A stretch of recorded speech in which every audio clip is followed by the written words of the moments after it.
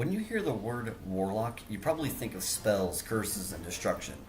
You may then think, how does that relate to Monster Hunter? There are no spells in the game, and by thinking that you would actually be correct. But the basic concepts of the class still translate to Monster Hunter World, and that's exactly what I've attempted to do here. Before we get into the actual video, keep in mind that this build is based on a lot of my own personal preferences. That being said, feel free to change any piece of this build to fit your playstyle and your tastes. To start, this build is designed to suit both solo hunting and cooperative play. That being said, it sort of fills an all-purpose role without too many modifications being required to the build. To clarify, this build will work fine for most monsters. Of course, it will be more effective versus certain monsters. Now, onto the build itself. Warlocks use abilities that cause damage over time, or dots, and place curses that limit their opponent's abilities. They rely on weakening their foes so as to defeat them. It's that very tactic that this build aims for. Let's start by going through all the gear that this Warlock build uses. For the weapon, I use the Wyvern Blade Verde longsword. The helmet is the Zora headgear Bravo. The chest piece is the Rathalos mail Bravo.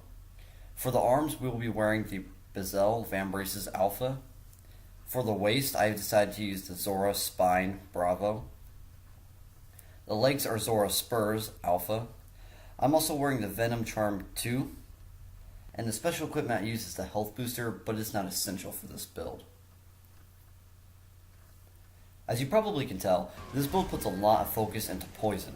It's this reason that I'm wearing the Venom Charm 2, and I'm also using a slot on my Wyvern Blade for the Venom Jewel 1. Of course, if you have the Venom Charm 3, you could always use that slot for something else. So that will give us a maxed out poison attack of +3, bringing the total poison attribute of our longsword to 270. The way damage, ailments, and elements work in this game is that they only actually deal 10% of the listed damage, give or take based on the weapon sharpness, monster resistant, and the part of the monster struck by the weapon. That being said, since our poison element is 270, we will deal 27 damage towards the monster's threshold with each successful strike. That means even monsters with a 1-star weakness that have a threshold of 320 to 350 can be procced in just 12 to 13 hits. If you've ever used a poison weapon before, then that 12 to 13 strikes to proc might seem really fast. While my math does line up, there is a game mechanic that greatly affects those numbers. The problem is that each successful hit only has a 30% chance to apply the ailment damage towards the monster's threshold. So in this situation, we're only going to apply the 27 poison damage from about every 1 out of 3 hits. This means it would take more like 36 to 39 successful hits to proc a 1-star monster, which still isn't too bad. Since the build uses 3 pieces of the Zora Magdaros set, we'll also get the Zora Magdaros Mastery skill, which increases the damage to ailments. This allows you to reach the threshold and thus proc your monsters even faster. Unfortunately, the skill only applies when landing a critical hit. To help with this, I have chosen pieces of armor that have complementary skills. The first of these is Weakness Exploit, which this armor set gives you at a level 2. So now attacks that hit a monster's weak spot have a plus 30% affinity. The second of these skills is Critical Draw level 2, which give a plus 60% affinity to draw attacks. Combine these last 2 skills with the inherent 10% affinity on the Wyvern Blade Verde, and you've got yourself 100% affinity on draw cuts that hit the weak point. Needless to say, that's not difficult to do. As I said at the beginning of this video, this build is built to my own personal tastes and preferences, so you don't care for poison, that's fine. Just change your weapon and charm to your preferred ailment, and now the entire build has been converted. Now that the dot ability has been taken care of, it's time to talk about mitigating the monster's abilities. In Monster Hunter World, unfortunately, there isn't much you can do to mitigate or eliminate a monster's abilities for your teammates, but you can do it for yourself through skills, but we'll have to work with what we get. Arguably, the most common ability for a monster to have is the ability to roar or in some way create a loud sound that hinders your character. The earplug skill helps combat this, and the armor used in this build gives you this skill at a level 2, which reduces the effects of weak monster roars. At first, I thought this skill was useless at anything below level 5, that is until I found a list of which monsters are considered weak and which are classified as strong. A few of the weak labeled monsters include the Anjanath, the Dodogma, and both species of the Raytheon.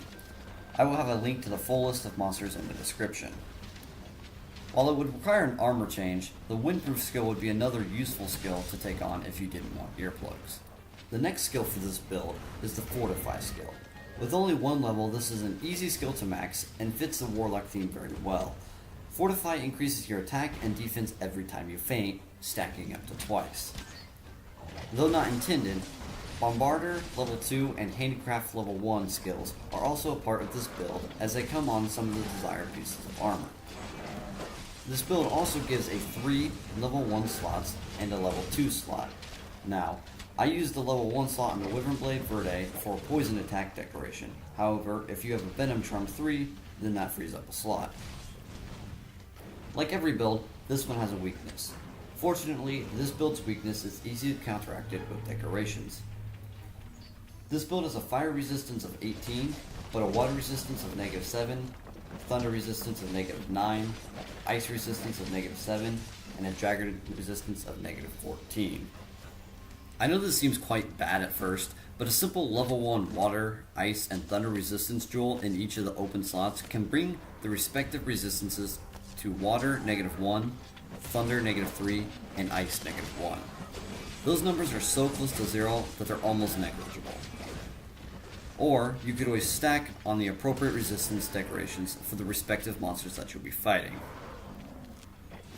As a recap, the general overall stats and skills of the Warlock build are Defense 255, Fire Resistance 18, Water Resistance -1 with a level 1 decoration, Thunder Resistance -3 with a level 1 decoration, Ice Resistance -1 with a level 1 decoration, Dragon Resistance -14. The skills are Poison Attack level 3, Earplugs level 2, Weakness Exploit level 2, Critical Draw level 2, Bombarder level 2, Water Resistance level 1, Thunder Resistance level 1, Ice Resistance level 1, Handicraft level 1, and Fortify level 1. And the weapon stats are Attack 495, Sharpness has a sliver of blue, Affinity 10% or 100% on draw attacks that hit weak points, Poison 270 with Poison Attack level 3. The best way to play with this build is to run in and use a draw attack on one of the monster's weak points. Then keep attacking, aiming for the weak points.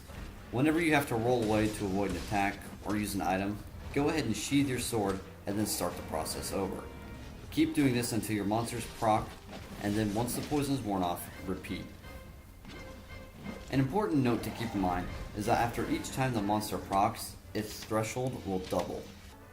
Well, that is my Warlock build for Monster Hunter World. I had a lot of fun making and using this build, so let me know what you think and what improvements I could possibly make to the build. As always, thank you for watching.